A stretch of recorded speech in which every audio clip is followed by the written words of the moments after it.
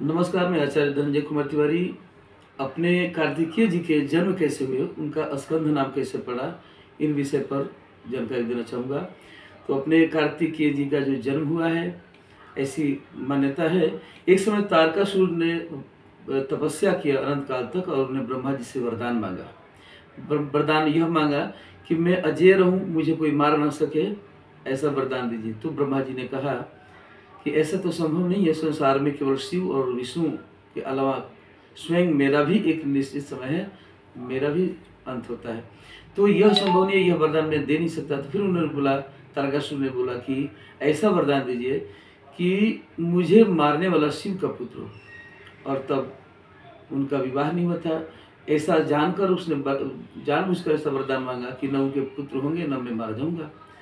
वरदान ब्रह्मा जी के द्वारा प्राप्त करने के उपरांत चला गया। देवताओं की प्रार्थना से पुनः माँ पार्वती के साथ जब विवाह हुआ तो फिर भगवान शिव के पास उन लोग कई कल्पों तक इंतजार किए और फिर भगवान शिव से प्रार्थना की सभी देवताओं ने कि तारकासुर का वध के बारे में विषय में ऐसा वरदान है कि आपके पुत्र द्वारा ही मारा जाएगा, तो आपको विवाह करनी पड़ेगी भगवान। और उसी बीच माँ पार्वती ने तपस्या किया, भगवान शिव को प्रसन्न किया और उनका विवाह हुआ। विवाह उपरांत कुछ समय बाद भगवान शिव को पुनः प्रार्थना किया देवताओं के लोगों ने, तो उनके तेज से पृथ्वी पर जो तेज गिरा वो अग्नि देवता बोले कि हम इसको स्वीकार करेंगे, लेकिन उस तेज को सहन करने की शक्ति अग्नि में भी न होने के कारण उन्होंने गंगा जी में उस तेज को प्रवाहित किया। क्योंकि उनको मुख कहा गया है, अग्नि देवता को सभी देवताओं को मुख कहा गया, सभी देवताओं में बेचैनी हो गई तो उसको गंगा जी में उन्होंने प्रवाहित किया।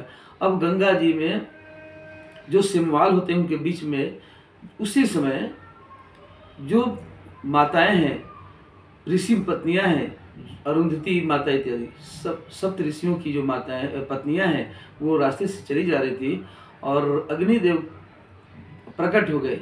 शीतकाल समय में, अति ठंड के समय में स्नान करके ब्रह्म मुहूर्त में जा रही थी और अग्निदेव वहीं प्रकट हो गए। तो लोभ के कारण 6 माताओं के वहाँ पे जाने से एक अरुंधति माता नहीं गई, बाकी अन्य 6 माताएं वहाँ चली गईं और अग्निदेव अपने उस तेज को उन 6 माताओं में प्रविष्ट कर दिया। उन 6 माताओं ने बेचैनी के कारण पुनः गंगा जी में जाकर स्नान की और वहाँ फिर उस तेज को वो भी सहन नहीं कर पाई, बमन की। उस बमन के कारण उस सिमवाल में उन्होंने जो तेज था एकत्र हुआ और अलग अलग 6 मुख वाला हुआ था। वो 6 मुख एकत्र होकर एक बालक के रूप में उत्पन्न हुआ। उनका कृतिका नक्षत्र के समय की अद्भुत जो दृश्य हुआ, इसलिए उनको कार्तिकीय नाम दिया गया। फिर उनका लालन पालन अग्निदेव के और पृथ्वी और पुनः शिव और पार्वती उनको लेने आए। सभी देव वो शिव के ही स्वरूप थे, इसलिए अति शक्तिशाली थे और सभी देवताओं से उनका युद्ध भी हुआ। युद्ध में प्रत्येक देवताओं को हराए। बाद में शिव पार्वती आए और सब जब पता चला ये शिव के पुत्र हैं, सभी देवताओं ने उन्हें आशीर्वाद दिया, अपने अपनी शक्ति प्रदान किए और अंत में जाकर तारकासुर का वध कार्तिकीय भगवान जी के द्वारा हुआ। अब 6 माताओं के पुत्र होने से उनको 6 मुख वाले और उनको स्कंद माता कहा गया और उनकी वास्तविक माँ तो माँ पार्वती ही है, आदिशक्ति माता ही है। तो पंचम दिवस में जो स्कंद माता की हम पूजा करते हैं वो कार्तिकेय जी के नाम से ही जुड़ा हुआ है। और स्कंद माता की पूजा करने वाला उपासक संतान प्राप्ति और स्वास्थ्य सुख प्राप्त इत्यादि के लिए अवश्य यह पूजन उपासना करें।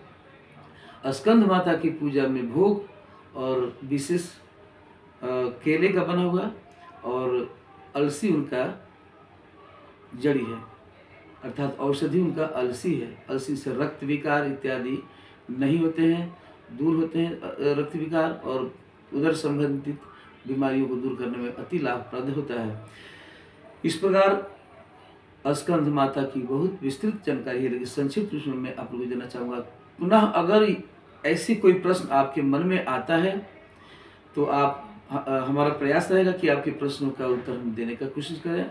और आप सभी हमारे चैनल आचार्य धनंजय कुमार तिवारी के नाम से जुड़ें और बसु नामक संस्था से प्रश्न कर कर आप अपनी समस्याओं का या प्रश्न मन में जो आता है उस जिज्ञासा को तृप्त करने के लिए हमें जरूर संपर्क करें। जय माता दी।